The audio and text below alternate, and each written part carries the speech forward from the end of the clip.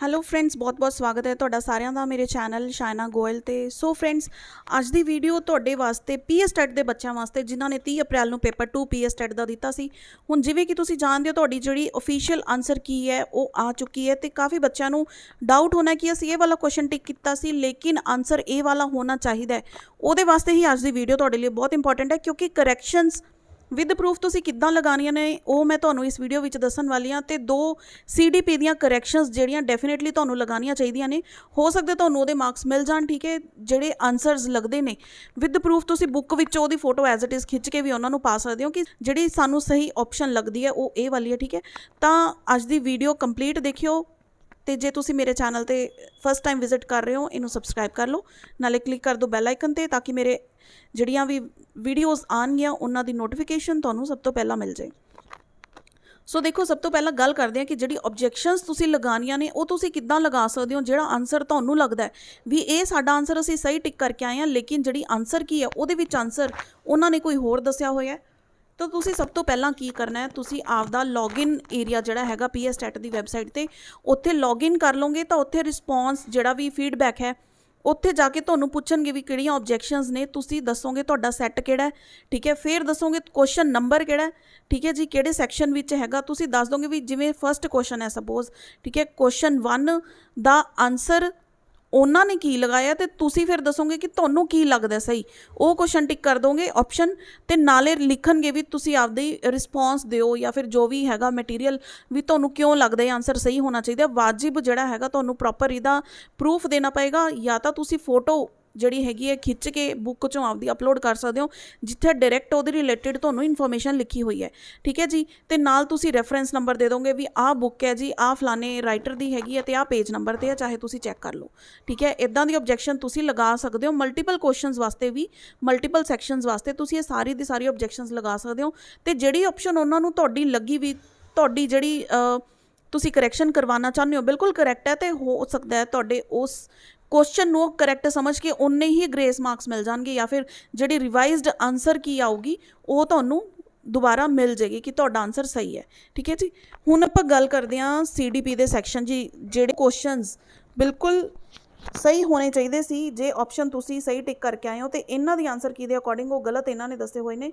ਤਾਂ ਆਪਾਂ ਵੱਧਦੇ ਹਾਂ ਆਪਣੇ CDP ਦੇ ਸੈਕਸ਼ਨ ਨਾਲ। ਤੁਸੀਂ ਇੱਥੇ ਦੇਖ ਸਕਦੇ ਹੋ CDP ਦਾ ਪੇਪਰ ਮੈंने ਓਪਨ ਕੀਤਾ ਹੋਇਆ ਹੈ ਤੇ ਇਹ ਹੈਗਾ ਜੀ ਸੈੱਟ A ਦਾ ਪੇਪਰ।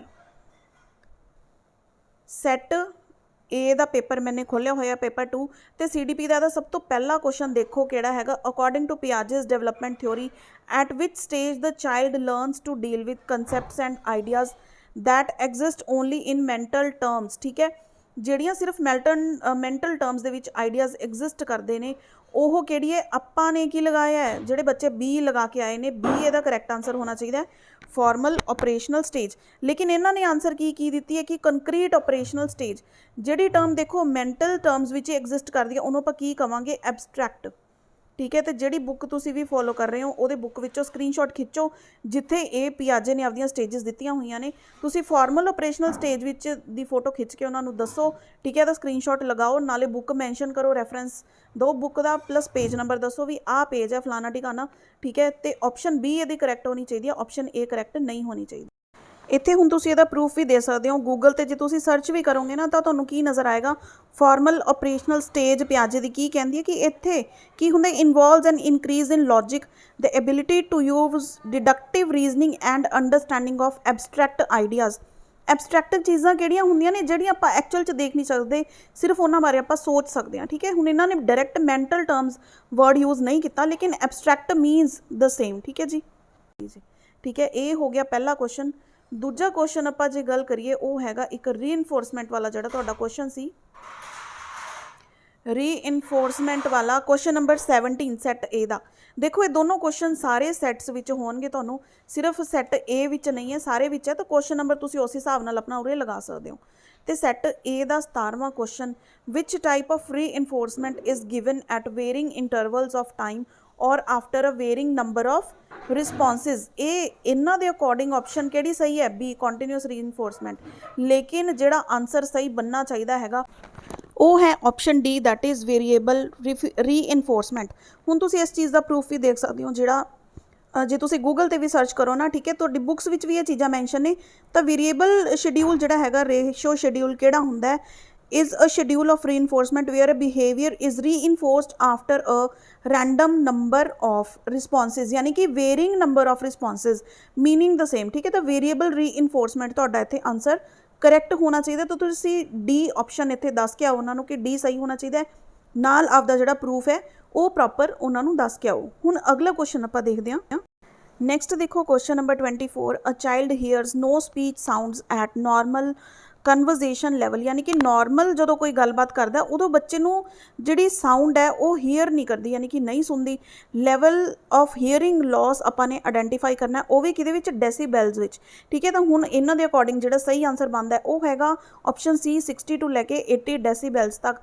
लेकिन हुण तुसीं देखो ये जिहड़ी आपां गूगल तो इन्फॉर्मेशन कड्ढी हुई है, ਇਹਦੇ ਅਕॉर्डिंग सब तो पहला मॉडरेट हीयरिंग जिहड़ा लॉस हुंदा है वो किहड़ा हुंदा है, where a person with a moderate hearing loss may hear almost no speech when another person is talking at a normal level। normal level ਦੀ ਗੱਲ ਕੀਤੀ ਹੈ ਨਾ, ਜਦੋਂ normal ਗੱਲਬਾਤ ਹੁੰਦੀ ਹੈ ਉਦੋਂ ਬੰਦੇ ਨੂੰ ਨਹੀਂ ਸੁਣਦਾ। ਤੇ moderate hearing loss ਦੀ ਜਿਹੜੀ ਰੇਂਜ ਹੈ 41 to 55 ਡੈਸੀਬੈਲਸ, यानी कि ਇਹ 55 ਤੋਂ 60 ਤੱਕ ਵੀ ਆਪਾਂ ਵੇਰੀ ਕਰ ਸਕਦੇ ਹਾਂ। ਤੇ 41 ਤੋਂ ਲੈ ਕੇ 60 ਤੱਕ ਦੀ ਰੇਂਜ ਆਪਣੇ ਕੋਲੇ ਕਿਹੜੀ ਹੈਗੀ ਹੈ, 41 ਔਨਵਰਡਸ ਕੋਈ ਨਹੀਂ ਹੈਗੀ।